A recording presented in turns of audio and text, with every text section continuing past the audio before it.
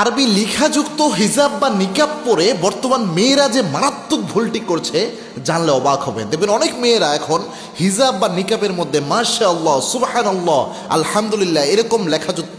এরকম ক্যালিগ্রাফি যুক্ত নিকাব বা হিজাব পড়ছে, এবং এটার কারণে তাদের মারাত্মক একটা ক্ষতি হয় লাইফে, এবং এটা তারা নিজেরাও বুঝতে পারে না। এটা তারা মনে করে এটা ভালো, মাশাআল্লাহ সুবহানাল্লাহ তারপরে বারাকাল্লাহ এই ধরনের লেখা সমস্যা কি, কিন্তু এটা মারাত্মক গুনাহের কাজ। একটা জিনিস মনে রাখবেন, আরবি স্বাভাবিক আরবি যে লেখাগুলা, স্বাভাবিক আরবি কথা আরবি লেখা এটা এক জিনিস, আর কোরআনের টেক্সটগুলা এগুলো আলাদা জিনিস। কোরআনের যে কোনো আয়াতের অংশ বা কোরআনের যে কোনো আয়াত এরকম জিনিসগুলা এগুলো অনেক পবিত্র, কারণ এগুলো আল্লাহ রাব্বুল আলামিনের সাথে সম্পর্কিত, অথবা কোনো তাসবিহ কোনো জিকির, যে জিনিসগুলো যে জিকিরগুলো আল্লাহর জন্য খাস এগুলো কিন্তু একটু স্পেশাল। আর স্বাভাবিক আরবি কথা যেমন আপনি আরেকজনকে বললেন কাইফা হালুকা, অথবা সবহাল খাইর আপনি বললেন যে শুভ সকাল, সবহান নূর এরকম কথা লিখলেন, অথবা আপনি একজন আরেকজনকে স্বাভাবিকভাবে আমরা যেগুলো বলি যেমন শুকরান আপনি ধন্যবাদ জানালেন, এই ধরনের আরবি শব্দগুলো এগুলো যদি লেখা থাকতো নিকাবে বা হিজাবে এটা হিসাবটা ভিন্ন হতো। বাট সুবহানাল্লাহ মাশাআল্লাহ ইনশাআল্লাহ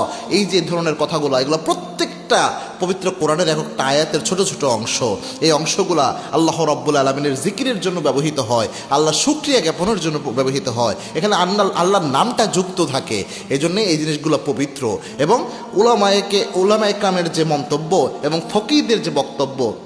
কোনো ব্যক্তি টয়লেটে যখন প্রবেশ করে, আবার এই যে এই নিকাব বা হিজাবগুলো যখন অপরিষ্কার হয়ে যায় এগুলো কিন্তু ধুইতে হয়, ধুইতে যেয়ে যেটা করে এই দেখবেন বাথরুমের মধ্যে নিচে ফেলে এরপরে এটা ধুচ্ছে, এটার মধ্যে সাবান লাগাচ্ছে, পায়ের সাথে টাচ হচ্ছে, সুবহানাল্লাহ শব্দের সাথে পা টাচ হচ্ছে, বাথরুমের মধ্যে যেটা অপবিত্র একটা জায়গা এই জায়গায় বাথরুমের মধ্যে ফেলে এটা ধোয়া হচ্ছে, বাথরুমের মধ্যে এটা প্রবেশ করানো হচ্ছে, এই সবগুলোই তো হারাম জিনিস, কারণ এগুলো কোরআনের আয়াত এইভাবে বাথরুমে নিয়ে আপনি নিয়ে যেতে পারেন না, আবার এইভাবে আপনি মাটির মধ্যে ফেলে এগুলাকে আপনি ধুইতেছেন, এটা কোনোভাবেই এটা সৌন্দর্যওয়ালা জিনিস নয় বা আদবওয়ালা জিনিস হয় না। এই জন্য এই শেয়ারগুলো এই ধরনের বিষয়গুলা এগুলার ব্যাপারে অবশ্যই সতর্ক থাকতে হবে, এবং ইচ্ছাকৃতভাবে যদি কেউ এই ধরনের কাজ করে এটা বুঝার পরেও যে এগুলা একটা অপমান হয় কোরআনের এই আয়াতের অংশটার, এরপরেও যদি করে তাহলে তার ঈমানও নষ্ট হয়ে যেতে পারে। কেননা আল্লাহর হাবিব সাল্লাল্লাহু আলাইহি ওয়াসাল্লাম সুস্পষ্টভাবে ঈমান ভঙ্গের যে কয়েকটা আলামত রাসূলের হাদিসের আলোকে জানা যায়, ফুকাহে একরাম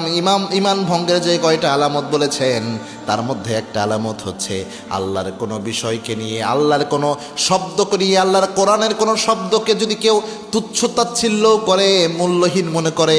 কোনোভাবে অপমান করে, অবজ্ঞা করে ইচ্ছাকৃতভাবে, এটার কারণেও তার কুফরি হয়ে যায়।